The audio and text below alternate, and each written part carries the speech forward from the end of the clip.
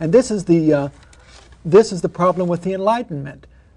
All of these ecumenical movements, including the Protestant movement, began first with the belief that the human mind could understand what was within that circle.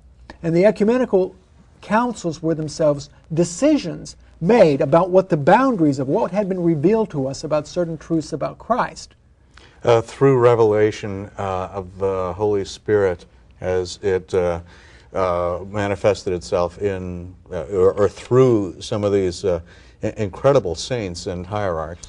Now, if you have the circle, as I said, and all of us are points along that circle, I mean, it's a very simple analogy, and we all agree in consensus around that. The church was always diverse in the sense that there were multi-ethnic groups, multiple languages, but they all had a common understanding of the circle, of being on that circle.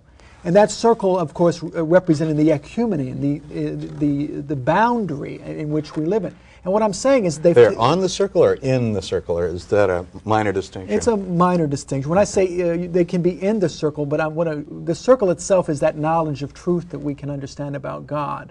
That we are, once you step outside the boundary of that circle and begin to speculate about who God is, I mean, I hope the analogy is clear. Then you're immediately faced with all of these divisions. And as I said, because those that are involved in the ecumenical movement don't have the courage to go back to the roots, to accept that this consensus that was arrived at in those first few centuries, because they refused to abandon the innovations which have come up subsequent to that and actually return to this common faith. They've now simply said, we agree to disagree. We agree that even though we haven't come to this common understanding, even though we can't accept this truth which was arrived through the revelation of the Holy Spirit and through the consensus, as what St. Vincent of Lerins calls, the faith which was once for all delivered to the saints, that was believed by all at all times and in all places, because they can't come to say, we have a common experience of Christ, and that common experience of Christ has been shared by everyone that was within this tradition, that was within this circle, because they can't arrive at that point. They now are saying, let's just agree that you can believe this doctrine even if it contradicts me, you can believe that doctrine even if it contradicts me, and we're going to adopt this post-Enlightenment idea that what ultimately matters is not agreement, because none of us has the full truth. We don't have to agree. We just have to agree, as I said, to disagree. We have to agree to allow that person to have his own opinion. In other words, to acknowledge their right to believe whatever they want, and that almost becomes a religion in itself, a sort of a PC version, or a watered-down version of everything. And unfortunately for the Orthodox, the movement back to this ecumenical movement has not been a movement of those outside the circle back to the consensus. It has been a movement of those within the Orthodox world out into the edges. And of course, first being the acceptance of the Gregorian calendar.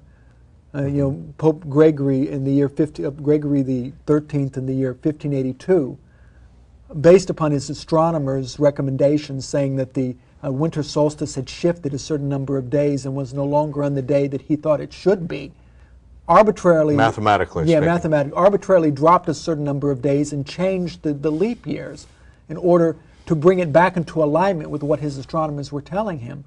And most of the world, including the Protestant world, did not accept these changes right away, but he imposed it, as we've discussed, by force on all those subjects around him.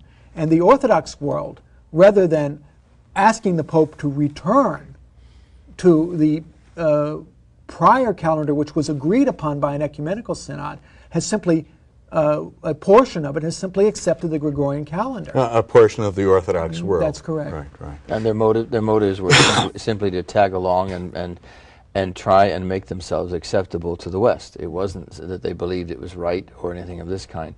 But this is the whole problem with the ecumenical movement. It is designed basically to enable one or another churches or hierarchs to basically tag along with the mainstream opinion and the majority opinion, and the truth be damned.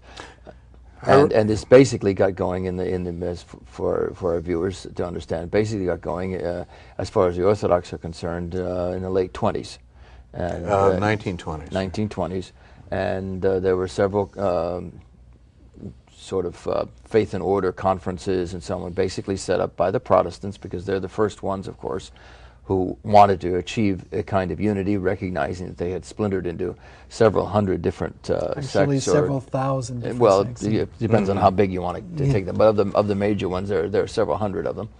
And they realized that this was obviously a sign of a what shall I say, a malfunction or a dysfunctional family, as it were, that was contrary to what had long been believed about the Church, that it was a single unified organization and community, both in geography, in a sense, and in time and in doctrine.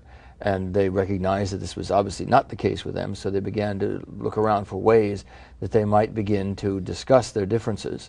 And so they set up these faith and order conferences, basically among the Protestants, and the Anglicans were among the leaders, because they've long had problems with how they deal with the different branches of Christianity, whether it be Roman Catholic or Protestant, due to the conflicts during the Reformation under Henry VIII and Elizabeth I and Mary, Bloody Mary, and all that sort of thing.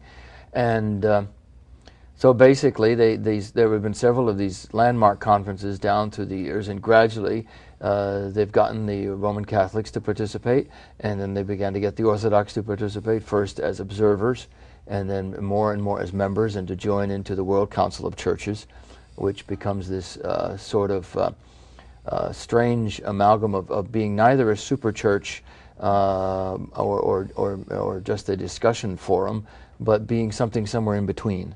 And everybody has to belong to this, otherwise they're considered to be out of the mainstream and out of touch with things. And this thing has snowballed, and gradually the Orthodox, so-called Orthodox hierarchs of basically the mainstream Orthodox official churches, state churches, have gone along with this, while there has been a growing and ever stronger movement of rejection of this whole concept of ecumenism by the old calendarists, by a group called the Old Calendarists, who adhere to the old calendar. One of the signs of the Orthodox churches falling away from Orthodoxy has been their acceptance of the papal Gregorian calendar, gradually over the decades. But we can point to the 20s and say that this is when this formal ecumenical movement began, when the Orthodox changed the calendar. But the seeds of that change were sowed far earlier, with the beginning of the Enlightenment and the creation of the modern enlightened man.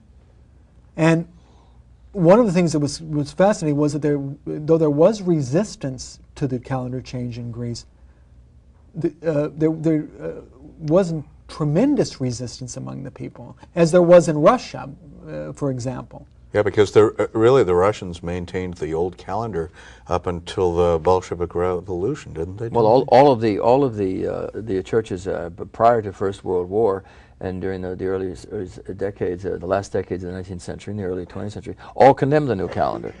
They all condemned it as being a significant error on the part of the papal church, and then they have turned around and contravened and contradicted into a self-contradiction of their own previous statements, without really much of a basis for it, other than we all want to be up to date and accepted and get part of the mainstream and part of the spirit of the times. Which is not the way a church should operate. In fact, it's interesting. This country that was when it was founded under the old calendar, because most of the Protestant world did not accept the change of 1582. And most people, when they think of the Gregorian calendar, they have a misnomer and a misconception in their mind that they think that this is some ancient calendar that goes back hundreds and hundreds of years. When in fact, as I said, this change was made in 1582. It was made post Martin Luther, in the midst of the Protestant Reformation, the rebellions that were going on in Europe, and the further schisms that resulted from the Protestant movement breaking into various warring factions.